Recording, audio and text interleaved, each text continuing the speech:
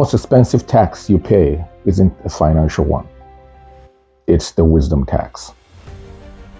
You see, have you ever had those moments where you said to yourself, man, I wish I knew this years ago? Had I learned this, I wouldn't have been dealing with this now. Yes, that's what we're going to be talking about today. Hang tight. I have a great one for you.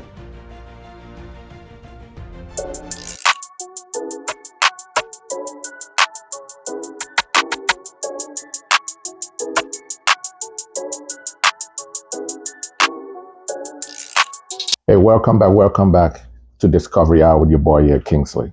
Ooh, man, this one today is probably going to be loaded. I hope I can cramp it in 15 minutes. You see, the years we spent learning lessons we could have learned in maybe minutes. That's what I'm thinking I want to talk about today. Because most of us spend decades trying to discover things just to realize that, man, it could have taken us a shorter time to do so.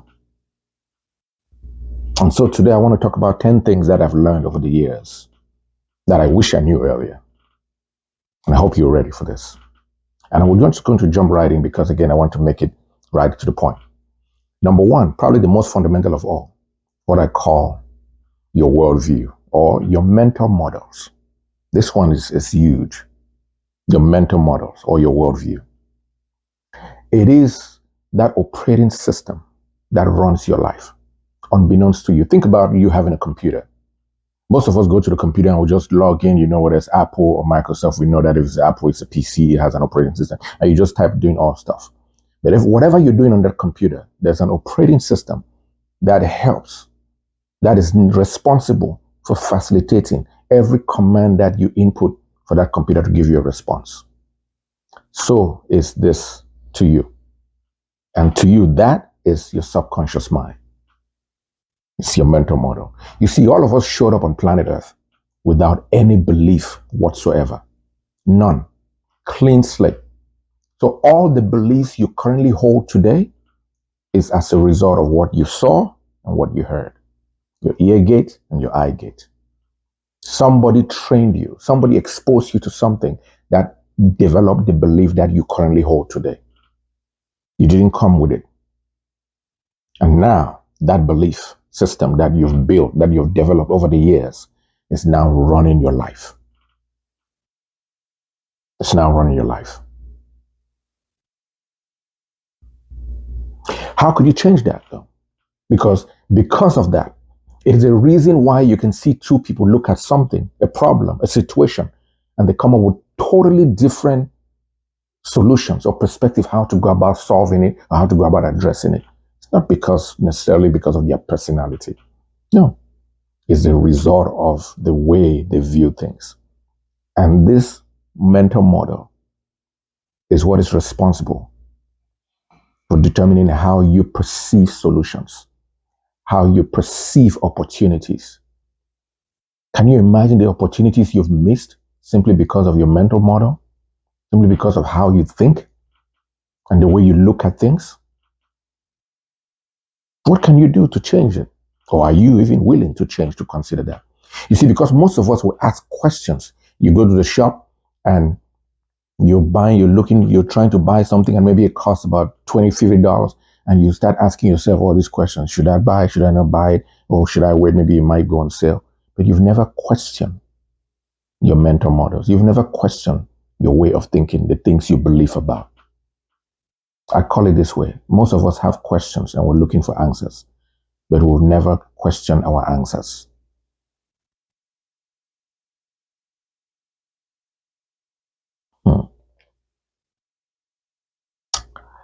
I have some notes here and because I want to share with you some things I really wrote down to bring value to you.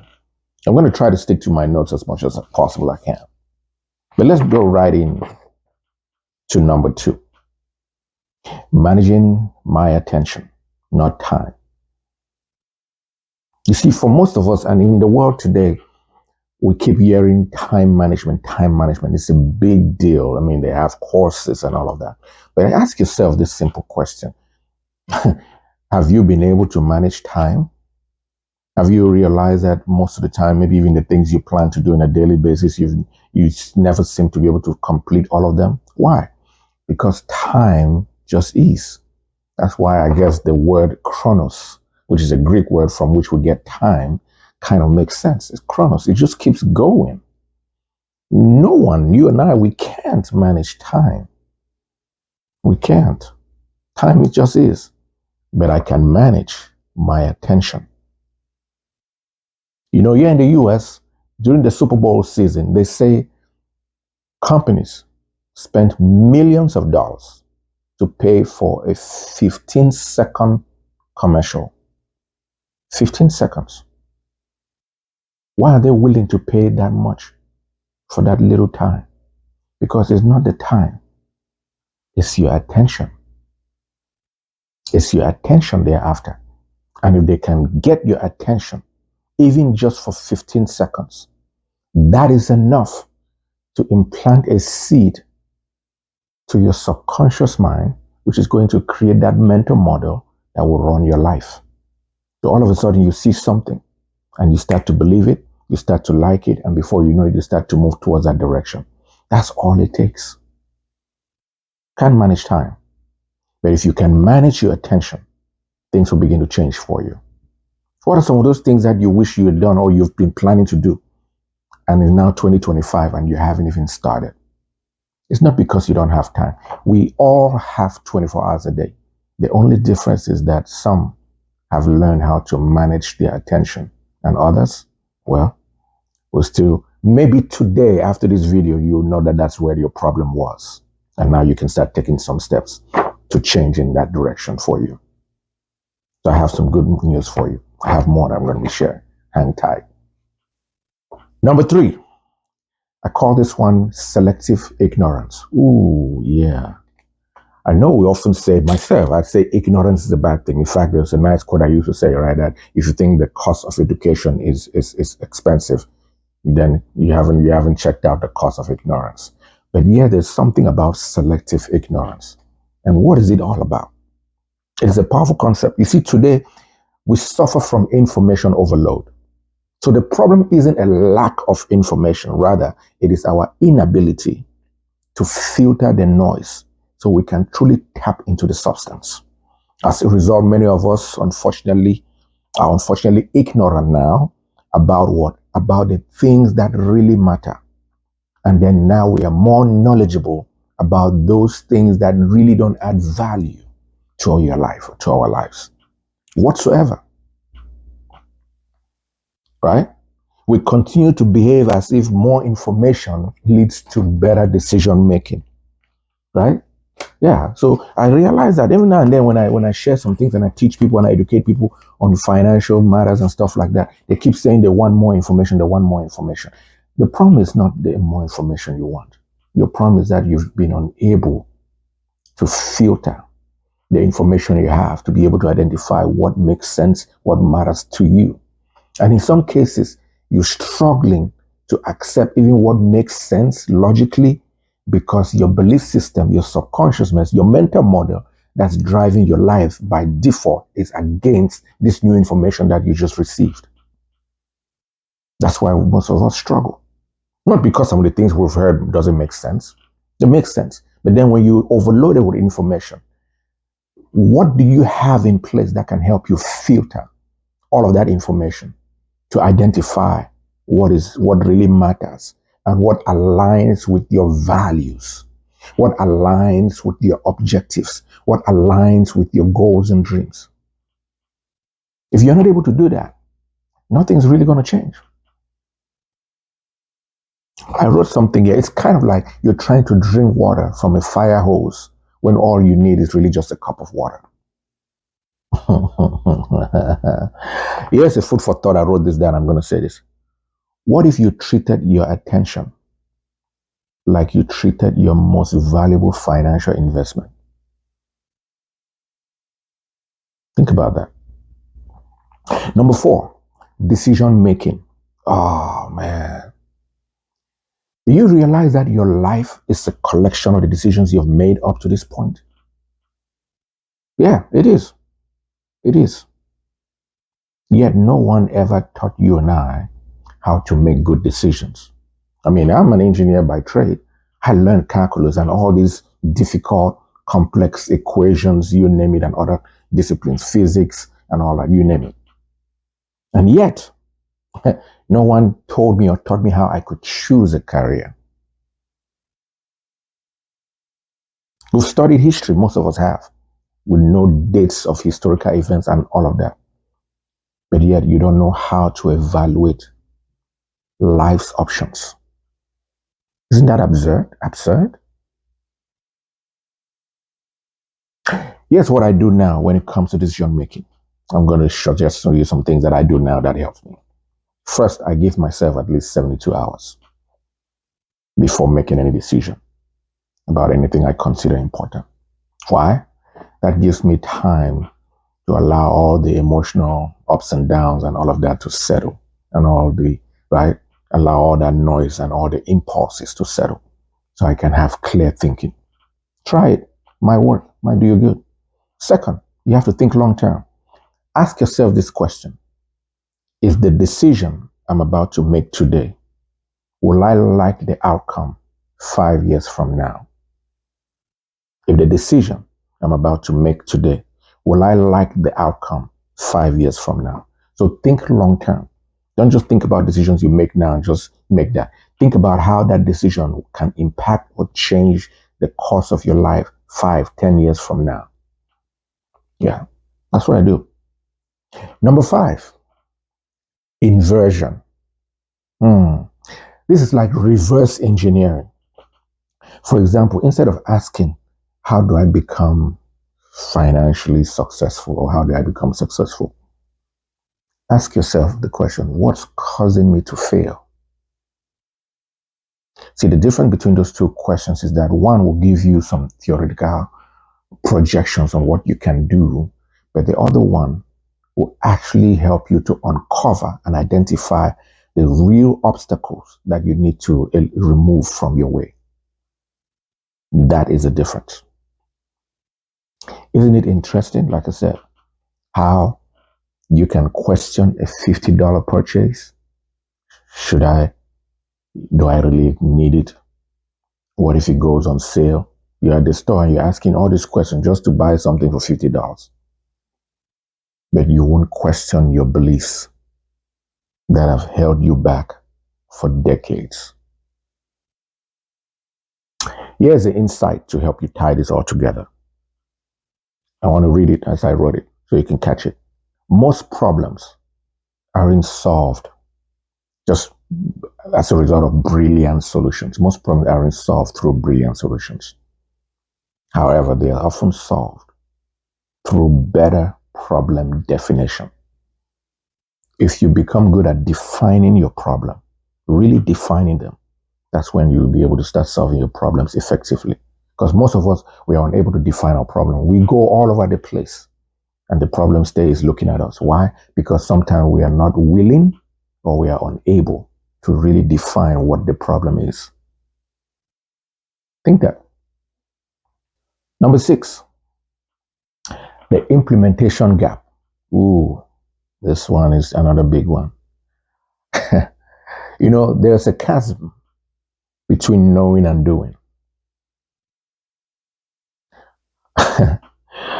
And most people never cross it. I'll say that again. There's a chasm between knowing and doing, and most people never cross it. And that is the implementation gap. Imagine this. We live in an era where information is in abundance, yet transformation seems so elusive. Why? Because we've been culturally programmed to overvalue knowledge and undervalue implementation. I'll give you a perfect example. If I shared with you now that last year I read 100 books, chances are you probably become impressed with me. But if another person came and shared that they read one book and they've been doing exactly the principles, they've been implementing the principles they got from that book, and it's been transforming their lives, very likely you despise them, you ignore them. However, that one person who read one book and was able to implement exactly the things he or she read will make far more progress than me, who read 100 books. Take that for yourself. What am I saying? Let me put this here. Here's the insight. I'm going to read this. Tiny, consistent action always trump periodic, brave, or courageous efforts. The compound effect is a phenomenon that most of us are yet to grasp. For most of us, we think it's just money where we see compound. No, the compound effect happens across the board. In fact, there's a scripture that the Lord Jesus once quoted. It says, faithful with the little, ruler over many. That passage is not limited to just money. Can we be faithful? Can we be consistent with the little things? Your habits. It could be your eating habits, your sleeping habits, your work habits or your work ethics. All those things, your relationship habits, your hygiene, all those things compound. Think about it. The only reason why some of us may still have good teeth is because every day we were trained and now we brush our teeth every morning. Some of us would do it twice or 3 times a day. And the people who do it more times, they end up usually having better teeth health and all of that. Why? It compounds. Compounds. So we all really need to try to understand this, that the effect, the compounded effect affects every area of our lives. It's not just a good to know. It holds a key to success in any arena. Any arena.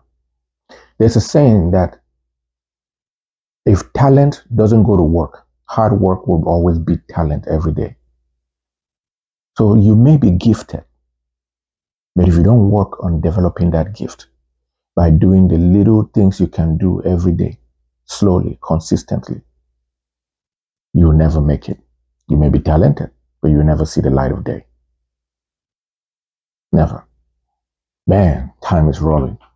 I was hoping I could cram this into one video. Let's continue. Let's see if we can make it through. Number 7, system design versus willpower. Environment beats willpower every single time. Let me ask you, which do you think is easier? To say, I will no longer eat fast food, and yet your environment is full of it? Or to create an environment that is free of junk food? Which one do you think is easier? If you agree with me that, hey, creating an environment where it's free of junk food will be easier to help you not to do what you say you don't want, that's why creating a system, designing one, is far more important, far more powerful than just having willpower. Because willpower is like staying power. It's like, think about it. It's like you starting a car and you let it run on idle for however long it's going to last. At some point, that car is going to shut down. All right. So you can't have willpower staying on 24/7. And no one can do that. You will break, you will fail. However, if you start designing systems, that adjusting your environment such that it allows you to do the things that you naturally want to do, now you have the chance of making it through. The environment you design, what that will lead to is this, is that eventually you may not even need what we think about it as discipline, because your environment is enabling the things that you want to do naturally. And this brings me to my next point, number 8. Focus on systems instead of goals. Why? Because goals are about destination, but systems are about results. So goals provide direction, but systems produce results. When you catch this, you realize that the goal isn't really the point. The system is. Get the system right, and the goals will take care of themselves. One of my mentors is, now that I'm realizing that there's some things he always talked to us about, but this now is really coming full circle for me. I wish I knew this earlier. Number 9, relationship dynamics. Yeah. You see, most relationships, issues seem to stem from undisclosed expectation.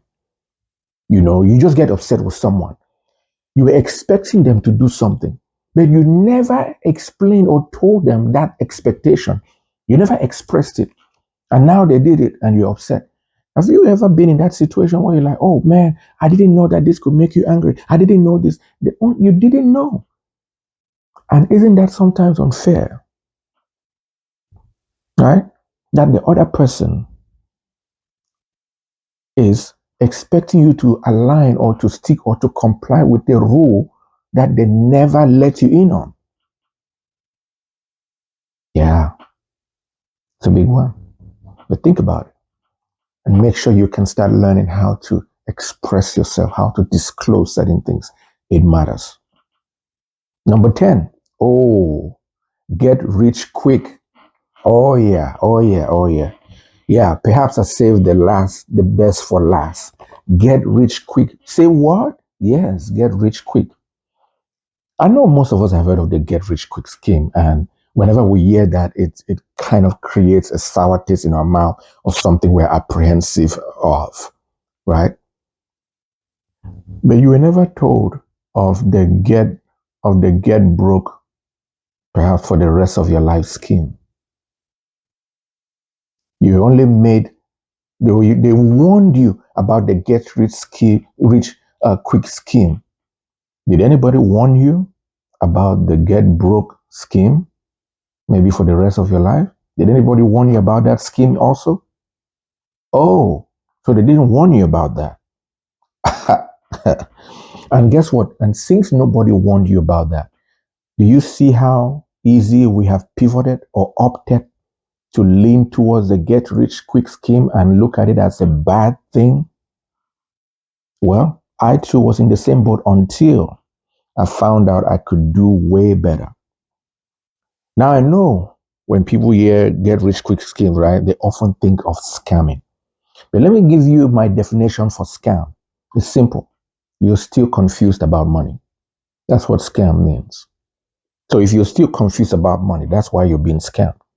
So when my understanding of money, my psychology about money, financial literacy and education, immediately that began happening for me, scamming was difficult. Because now I'm beginning to gain a better understanding what money is all about. There's nothing wrong with getting rich quick, honestly. In fact, the Bible encourages us to do so. Oh, oh. I just hit a nerve there. Did I say the Bible encourages us to get rich quick? Yeah. Let's check it out. I want you to go open your Bible to the book of Ephesians, chapter 5, verse 16. I want you to go read that passage of scripture for a little bit, but I'll just paraphrase it for you. It simply says this, that redeeming the times because the days are evil. Yeah.